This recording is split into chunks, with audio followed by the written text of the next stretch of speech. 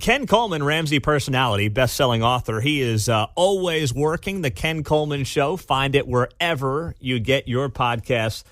Ken, I don't know about you, but we've talked about it on the show. It feels like we're getting more and more like Europe, and it feels like every month we got a day off for some reason. I mean, I love our presidents, or at least some of them, but I don't know. What am I missing here, man? Everything is like we're always off now. You know what? This is timely. I was griping last night to find out that all three of my kids are off the next 2 days of school, and I said to my wife, why? She said, it's winter break. I said, spring break is in 2 weeks.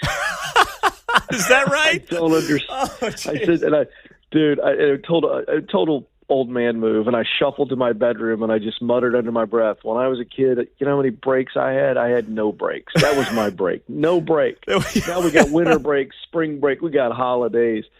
You're really right here. This is a softening of American culture. I mean, goodness gracious, so many holidays. You don't even need a break anymore. Especially the kids around here, they've been off since last Wednesday, with the Super Bowl parade, followed by they already had teacher conferences Thursday, Friday, President's Day. And then you're right. I mean, spring break's coming up here in a couple of weeks. It's like they could go to school, Ken, October to March if they just went to school every day. Yeah. I mean, their whole life is a break. Let's be honest. Yeah. Well, I'm glad it's the same down there in Nashville as it is here in Kansas City area. Ken, I don't know. The Wall Street Journal must have known that we were going to do this conversation today. There was this big piece in the Wall Street Journal yesterday, headlined, Dave Ramsey tells millions what to do with their money. People under 40 say he's wrong. I hear you guys on the Ramsey Show at 1 o'clock here on KCMO, 2 o'clock, talking about how, hey, when it comes to TikTok, all these people are taking shots at you guys. And this model that, of course, Dave has built for over 30 years. Now you have major media outlets reporting on it. What do you think that means? What do you make of it? It's a big nothing burger. What it means is that the younger generation doesn't like discipline. Big freaking whoop. I mean, much ado about nothing. I read the article. Of course they don't like what Dave says because it requires sacrifice and discipline, and they don't want that. They want all of the things that Dave preaches. They want peace in their life financially. They really do. But they still want that brand new car. And they want this and they want that. And so, really it was hysterical. It was the way that the headline set up was like, oh, there's going to be some really damaging data. No, not at all. But let me say this. That's very anecdotal because our YouTube numbers and podcast numbers are going through the roof. And it's a lot of young people. I'll host the show today. You'll hear me later on KCMO with George Camel, and you will see an abundance of younger people calling the show almost every day. So, look, the idea of self-discipline, the idea of delayed gratification is never going to be popular with any part of the younger generation. I don't care how far back you go in history. There's some maturity there in understanding what it takes to actually win financially. So I thought it was a weak piece. And again, I had an old mentor used to say to me, good publicity, bad publicity, it's all publicity. And I'd put that article in that category. There you go. I like that attitude. Ken Coleman, he hosts the Ken Coleman Show. Find it wherever you get your podcasts. And he will be on the Ramsey Show today on KCMO. Meantime, you look ahead to 2024, and we know there's still a lot of questions out there, Ken. For the worker, I saw this from CNBC yesterday. Says companies, profitable or not, make 2024 the year of cost cuts. How should the worker look at a story like that when they're just going to work, trying to keep their job through what could be a roller coaster election year in 2024? Yeah, my advice on that is always consistent. Do your best, make yourself as invaluable as you possibly can, and that's controlling what you can control. You cannot control the economy.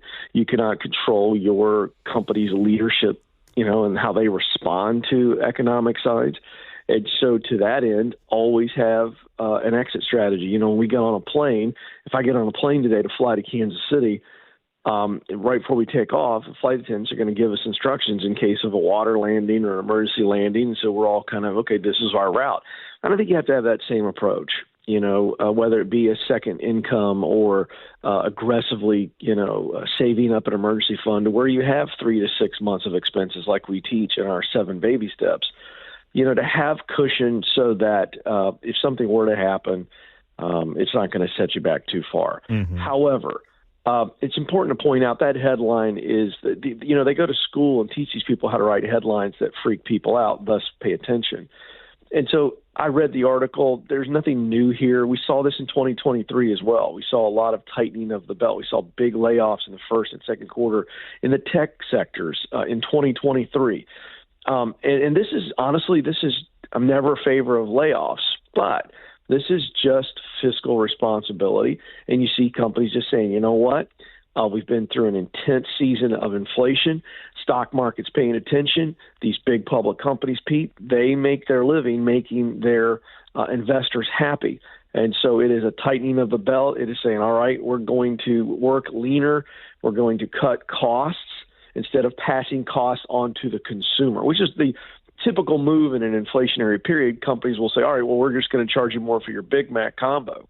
Mm-hmm. Well, you're starting to hit a lid there on consumer behavior. And so this is just a good strategy to say, all right, we're not going to pass our increased costs onto the customer completely. We're going to cut some costs where we can to try to keep our pricing stabilized. And that's what investors in the stock market likes to see. So that's a reaction to that. I don't think it's anything to be concerned about. Okay. So then, you talk about providing as much value as you can. Do you see, I know you can't look into your crystal ball, but do you see a bumpy year? We've already seen like tech companies, which are still doing great when it comes to the S&P and the markets at large, but they have made a lot of cuts as well, some of these big companies. Do you see that trickling down to other sectors, or will that be and remain exclusive to them? Yeah, it's going to come down to price pressures. Wage pressures is all about pricing. I was talking to a friend of mine who's one of the top Chick-fil-A operators in the country, had lunch with him last week at our headquarters at Ramsey Solutions, and just asking him about his profit margins last year. And they blew out their revenues, but it was one of his lower profit years. And I said, why? And he said, cost, the cost of chicken, the cost, when you got trucking and all these things go down to one thing, he said, gas. And so when gas prices are high, think about it. Then the trucking companies have to pay more to deliver the food, which means Chick-fil-A has to pay more to buy the chicken.